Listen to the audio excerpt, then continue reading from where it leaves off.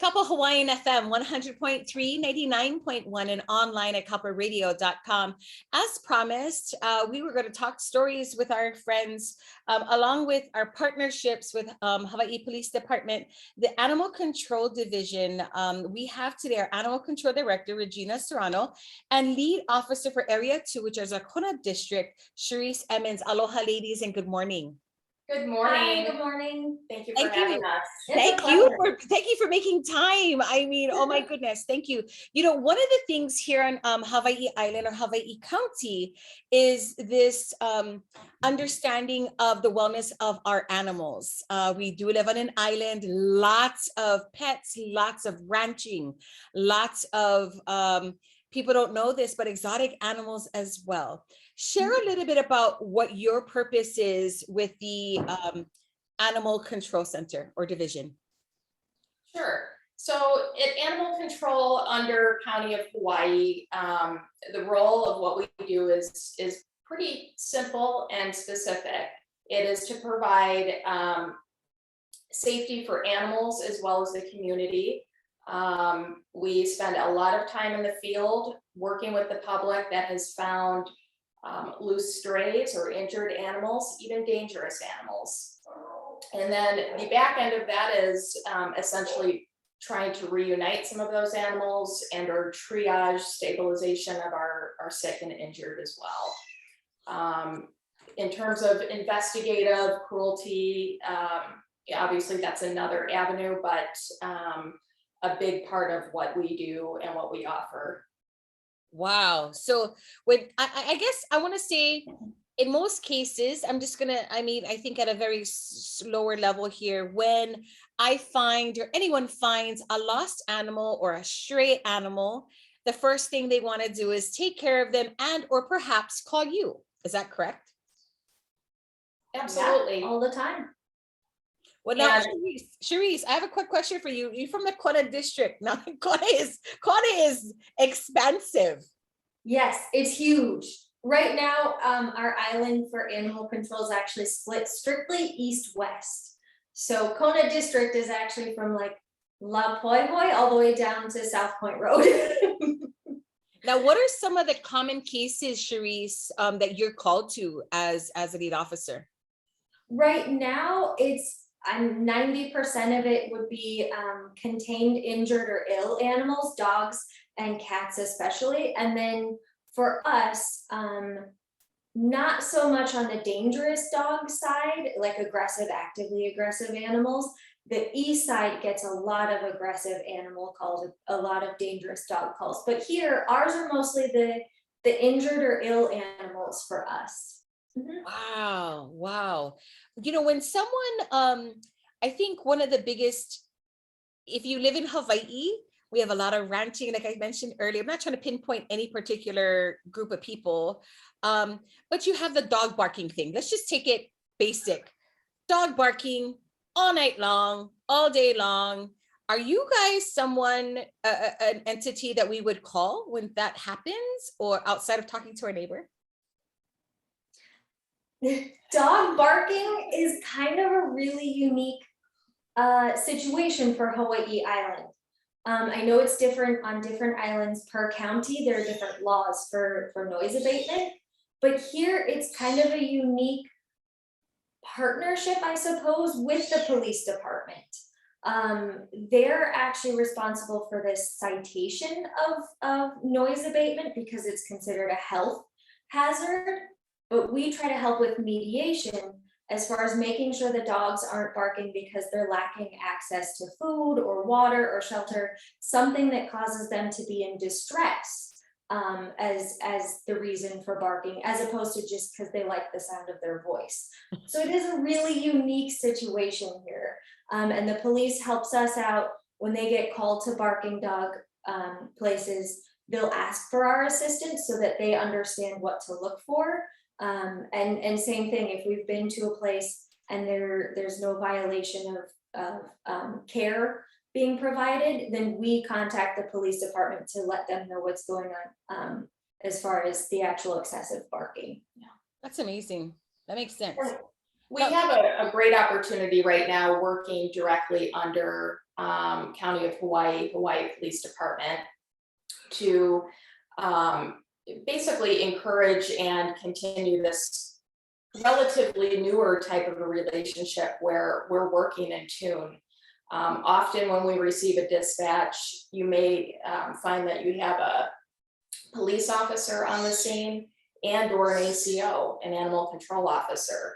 And that's a really great opportunity for our community to get to know both their HPD officers as well as their animal control officers and share information that might be otherwise delegated to one entity.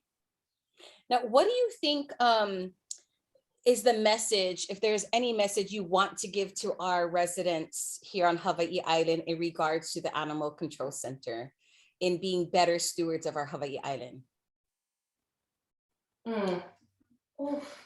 That's a big question. That's one that's constantly being expanded upon, and I think a good place to start for our community would be, with their own animals. So making sure that your own pet is licensed. Licensing is still a requirement here in Hawaii County, and there's been some transitions and changes in terms of where you can obtain that license from. And that is now through the Director of Finance. So hold on a minute. You gotta have a license for a pet. Tell me more about that. What does that mean? just for dogs, not for cats. Oh. And it is a state law, but of course, like Oahu, they don't actually require licenses. Their county law requires microchipping. Here, we do abide by the state law and require licensing as opposed to microchipping. Wow, I had no idea. A lot of people don't. Okay, so I'm a dog owner. I have a few dogs at my residence. They have no microchips and they have no license. What do I do as a member of this community? So you'll want to start with having your dog licensed, and you can go to the Hawaii County website under Director of Finance. There is information there as to how to obtain one. Currently, it's done via mail. So if you have a spayed or neutered animal, the license fee is $2.10. If your animal is not altered, it is $6.10. So right now that's done all by mail. And that's a new thing. It used to be that you'd go into your animal control facility and obtain that in person, but we are no longer handling that directly. The second thing that I recommend would be microchipping your animal. And you can do that right now through your local veterinary practice. Some rescues even offer this service at a reduced rate. This really helps to reunite animals to owners in a much more efficient and effective way. We've seen everything from animals coming in that just have a license and we're able to track it that way, which allows for a quick recovery, to only having a microchip with either outdated information or missing information that we've had to do a little bit of investigative work to match them back up with their people. The best way to do that is to have your pet licensed and microchipped. Yeah, as a field officer, I can't stress the importance of that enough.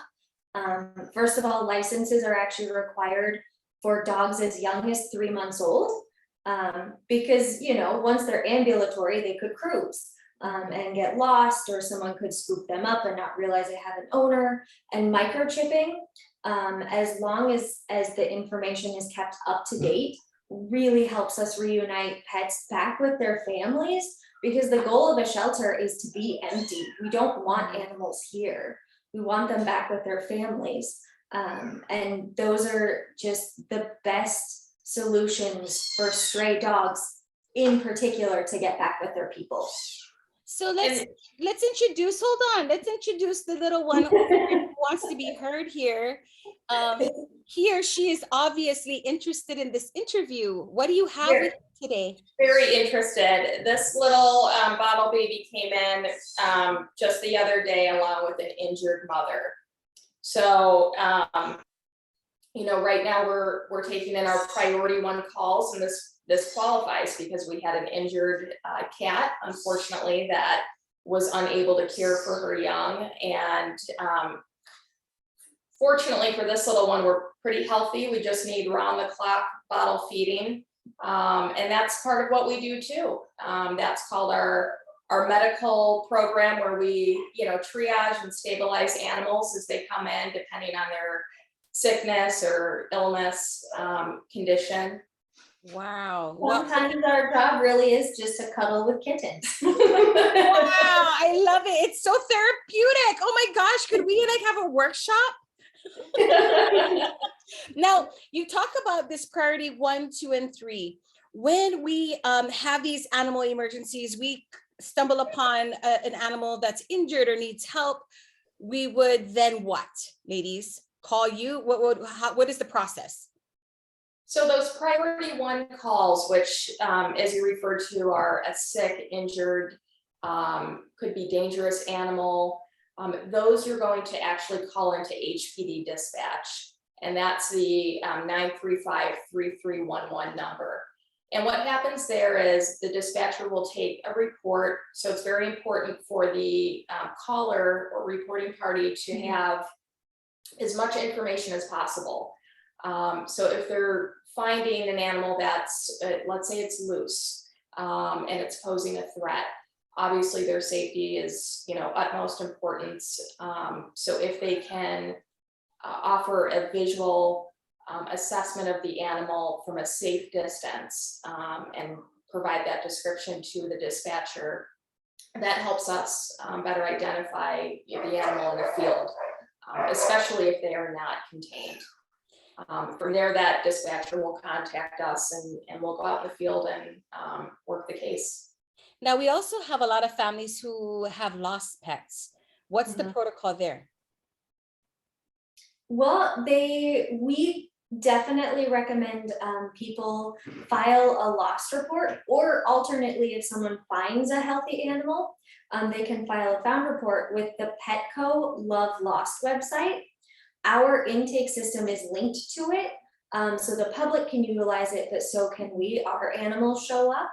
And then also the Hawaiʻi Island Humane Society system is linked to it as well.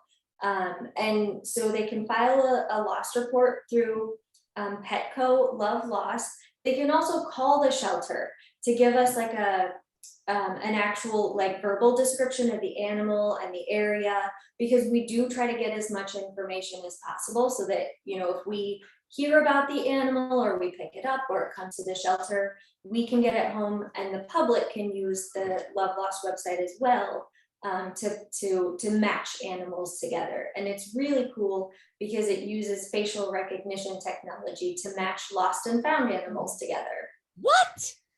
It does. And what's really pretty cool about it and efficient is that it will scan the photo that's been uploaded by the founder of the animal or the owner, depending if it's a lost or found pet.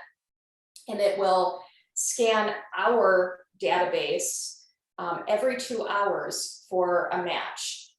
Additionally, it'll scan anyone else that has the same database. And there's a few different rescues here that use that, along with other islands. So let's say I take in an animal that, you know, looks similar to an animal that's in the shelter system on Maui. It will actually generate a possible match, and it will alert us as well. So if for some reason an animal that has gone missing ended up on Oahu, there's still a possibility that you might be able to be reunited this way. Wow, wow, So that's amazing. We encourage, you know, the folks that have a lost or found animal, go ahead and post that report, and that is pretty essential to reuniting. It certainly enhances what the community is already doing really well, and that is you know, their social media posts and working together to try to reunite animals with their people. Awesome. This makes things at the shelter system much more efficient and ensures that we don't miss that somebody, you know, might have their pet here. That's amazing. That's awesome. Technology. It is. Is there anything It else that you guys want to share before we wrap things up in regards to the to your work with the Animal Control Division? You know, it's ever changing. You know, this has been what we would consider a transitional period with under Hawaii County HPD moving away from a nonprofit status. And what comes with that is, as I said before, just kind of a neat working relationship between our Hawaii police officers and our animal control officers to really tackle some larger issues that we have here in the community. So we certainly ask that the community be as patient as possible. We are out there, and I can't stress this enough, every day, 24/7 is what this job entails. We work after hours on call, just like your local police officers, to address all of those important animal needs that you have, and it's just going to get better from here.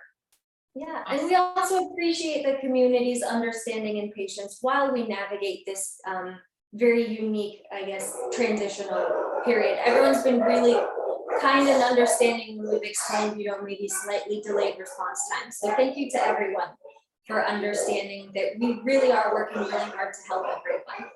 And a special thank you to our rescues that have really stepped to the plate since July to accommodate the public with animals that don't quite fall into that priority 1 category.